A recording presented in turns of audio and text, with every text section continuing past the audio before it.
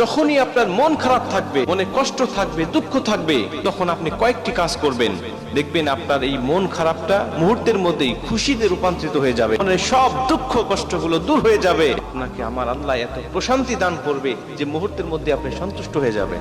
প্রথম নম্বর কাজ হলো উত্তম রূপে ওযু করে আপনি নামাজে দাঁড়িয়ে যাবেন। আল্লাহ পাক বলেন, ইয়া আইয়ুহাল্লাযীনা আমানুস্তাঈনু বিস-সাবরি ওয়াস-সালাহ, তোমরা আমি আল্লাহ পাকের কাছে চাও ধৈর্য এবং নামাজের মাধ্যমে।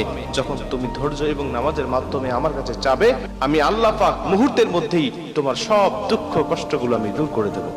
2 নম্বরে নবীজি সাল্লাল্লাহু আলাইহি ওয়াসাল্লাম বলেন, যখন দুঃখ কষ্টের মধ্যে তুমি পতিত হবে, আল্লাহ পাকের বেশি বেশি জিকির আজকার করতে থাকবে, আল্লাহকে বেশি বেশি স্মরণ করতে থাকবে। কারণ আল্লাহ পাক বলেন, ফাযকুরুনি আযকুরুকুম ওয়াশকুরুলি ওয়ালা তাকফুরুন, যারা আমি আল্লাহকে স্মরণ করে, যারা আমি আল্লাহর জিকির করে, আমি আল্লাহও তাদের জিকির করি, আমি আল্লাহও তাদের স্মরণ করি। আর আল্লাহ যখন আপনাকে স্মরণ করবে, তখন আপনার মনে দুঃখ কষ্ট রাখবে না। আমার আল্লাহ তখন আপনাকে পেরেশানিতে রাখবে না, ডিপ্রেশনে রাখবে না। তখন আমার আল্লাহ আপনাকে সন্তুষ্ট করে দিবে, আপনার উপরে সন্তুষ্ট হয়ে গিয়ে। শুধুমাত্র তাই নয়, নবীজি সাল্লাল্লাহু আলাইহি ওয়াসাল্লাম বলেন, যখন তোমার মন খারাপ থাকবে, কষ্ট থাকবে, দুঃখ থাকবে, তখন তুমি আমি নবীর উপরে বেশি বেশি দরুদ পাঠ করতে থাকবে।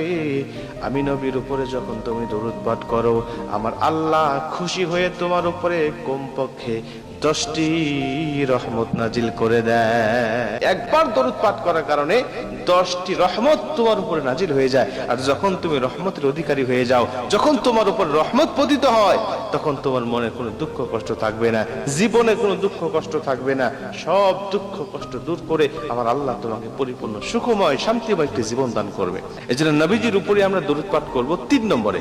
4 নম্বরে রাসূল সাল্লাল্লাহু আলাইহি ওয়াসাল্লাম বলেন, যদি তুমি কোরআন তেলাওয়াত করতে পারো, তাহলে তুমি কোরআন তেলাওয়াতে লেগে যাও। যেই মানুষটি কোরআন তেলাওয়াত করে, তার অন্তরের মধ্যে আল্লাহ পাক এমনিতেই প্রশান্তি ভরে দেয়। যেই ঘরে কোরআন তেলাওয়াত হয়, ওই ঘরে জান্নাতি সাকিনা নাজিল হতে থাকে।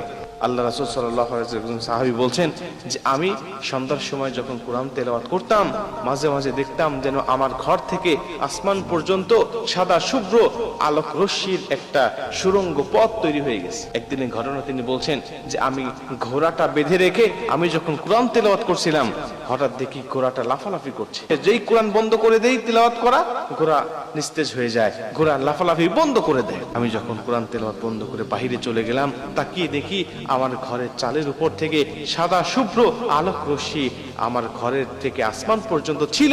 হঠাৎ দেখি যেটা চলে গেল। তিনি বলছেন, আমি এটা দেখার পরে নবীজির কাছে চলে গেলাম, ডাক দিয়ে বললাম, ইয়া রাসূলুল্লাহ, আমার ঘরে এই এই অবস্থা আজকে দেখেছি।